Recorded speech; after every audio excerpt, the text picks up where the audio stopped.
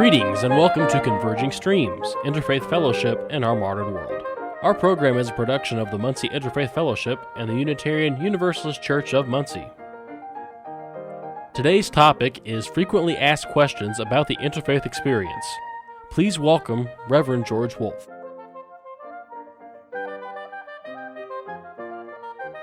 Hello and welcome to Converging Streams. Since the creation of the Muncie Interfaith Fellowship, and more recently since my ordination as an interfaith minister, I have been asked many questions about what interfaith fellowship is, interfaith dialogue, and interfaith worship. So I thought I would take one of our 15-minute radio broadcasts to answer some of the questions that come up more frequently. The first question I often get is, we already have enough churches and religions. Why are you trying to create a new one? I find this somewhat amusing because we are not trying to create a new church or a new religion. The purpose of the Muncie Interfaith Fellowship is to provide a way where people from different religious traditions living in a diverse community can come together for interfaith dialogue, interfaith fellowship, interfaith worship, to also work on a community project, to make a difference in the community in a positive way, and basically to get to know each other as human beings. And when we do this, we find that we are enriched by the wisdom that each person brings to the fellowship and to the dialogue from their own religious tradition.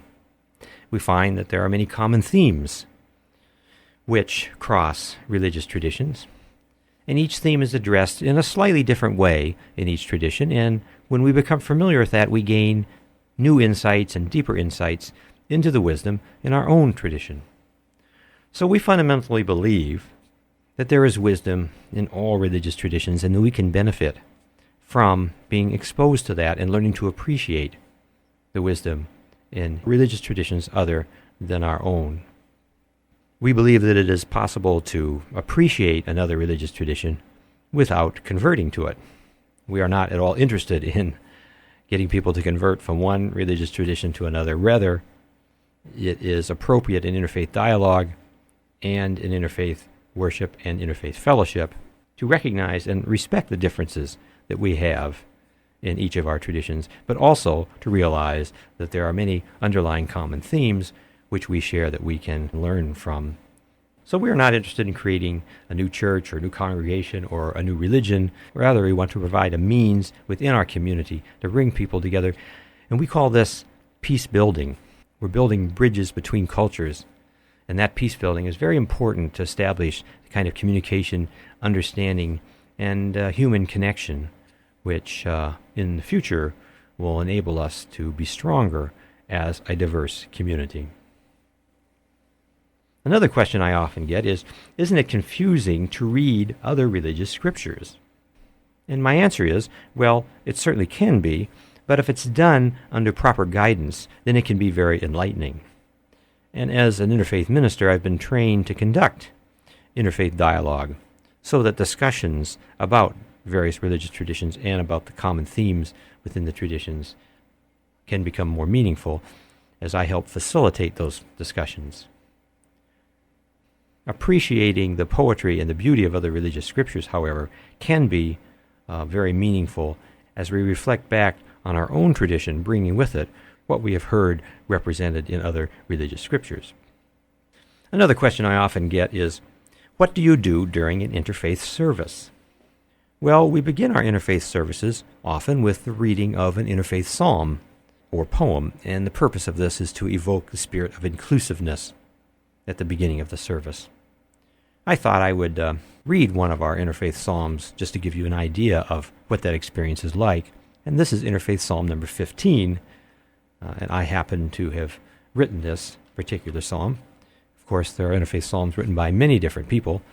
This particular one I will read now to give you an idea of how we might begin one of our services. Since the birth of light, I have been waiting in your midst.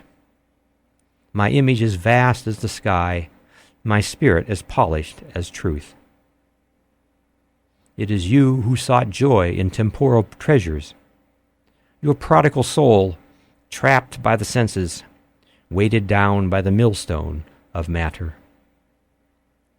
It is your sight that obscures your vision, your hearing that drowns out my voice, your taste that hides my nectar, your touch that veils my presence. Your memories cause you to forget the now, where time leaves no trace.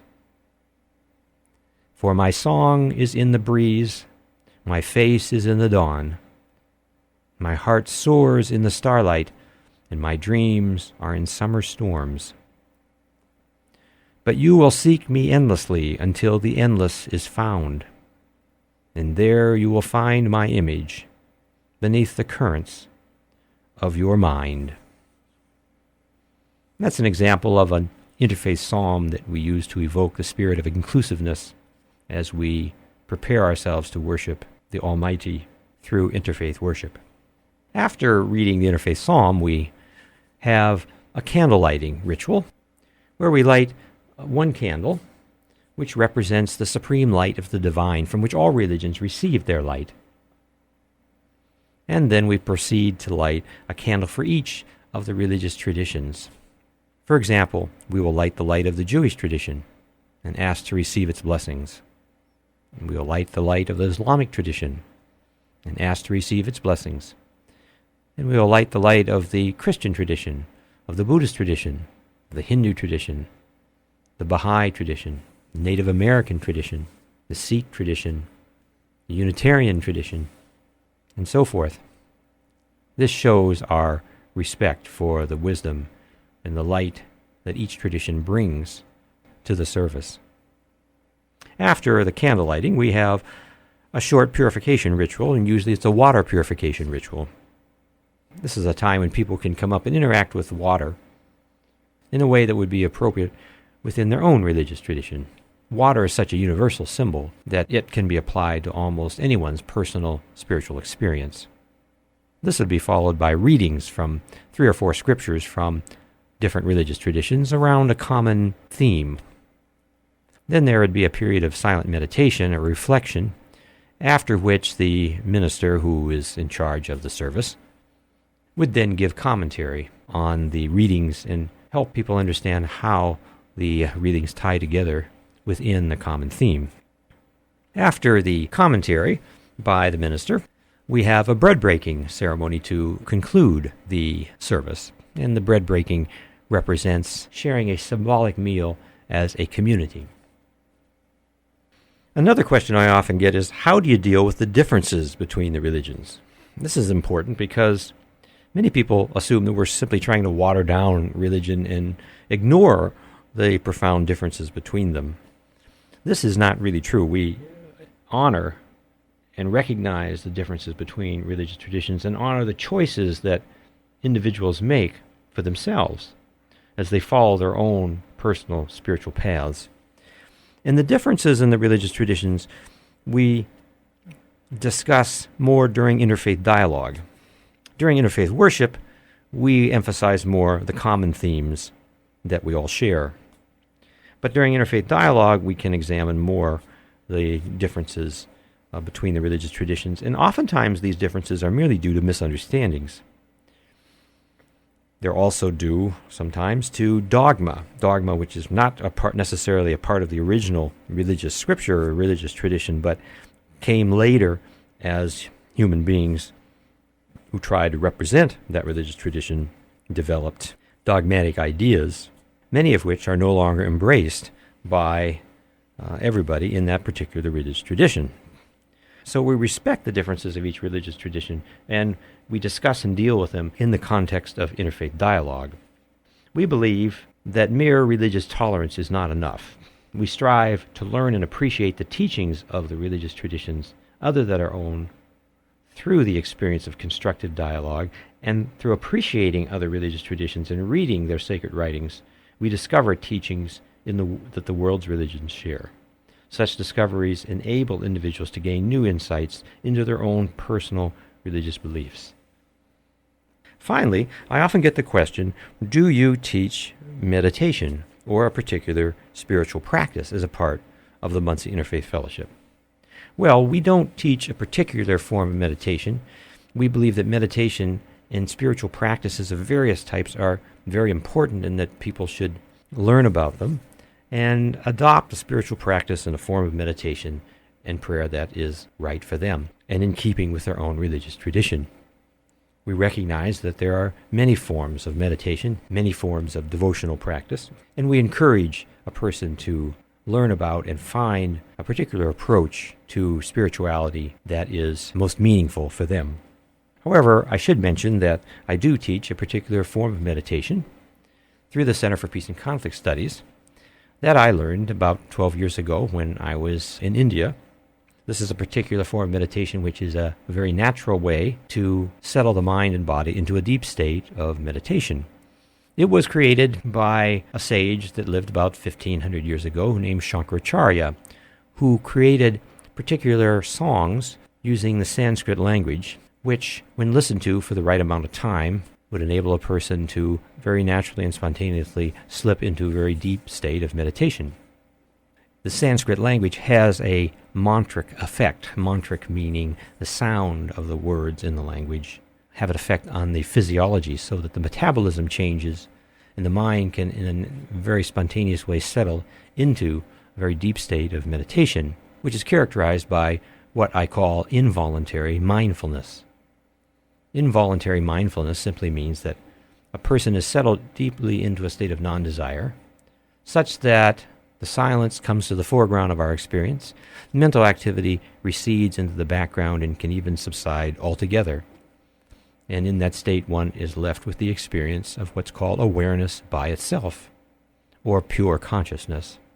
One then is able to witness in a very natural way their own mental activity, as it becomes present and then subsides, it becomes present and subsides. This particular meditative practice is very easy to learn, very natural, very beneficial in terms of stress release, very relaxing, and when a person emerges from meditation, they find that their mind is much fresher and they're able to go about their activity in a much more productive way during the day with an increased amount of energy. In addition, the practice of this meditation helps to awaken faculties of insight and faculties of realization, all of which are important in gaining more depth of meaning in life and whatever we put our attention on. If we put our attention on growing spiritually, then we gain more depth of meaning in that domain. If we put our attention on our family, we gain more depth of meaning in that domain. So meditation is something which is very much encouraged by the Muncie Interfaith Fellowship. And if any of you who are listening are interested in the form of meditation that I have just described, feel free to contact me at the Center for Peace and Conflict Studies, the phone number being 285-1622. At the same time, we encourage a person to look into whatever form of meditation they might find most beneficial to them.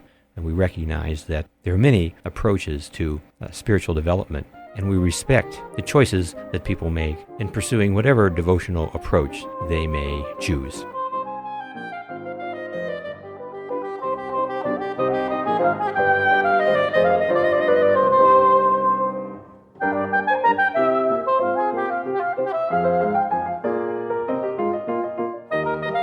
Thank you for listening to Converging Streams, Interfaith Fellowship in Our Modern World. Our program is a production of the Muncie Interfaith Fellowship, with content and financial support from the Unitarian Universalist Church of Muncie and technical support from radio stations WCRD and Work FM.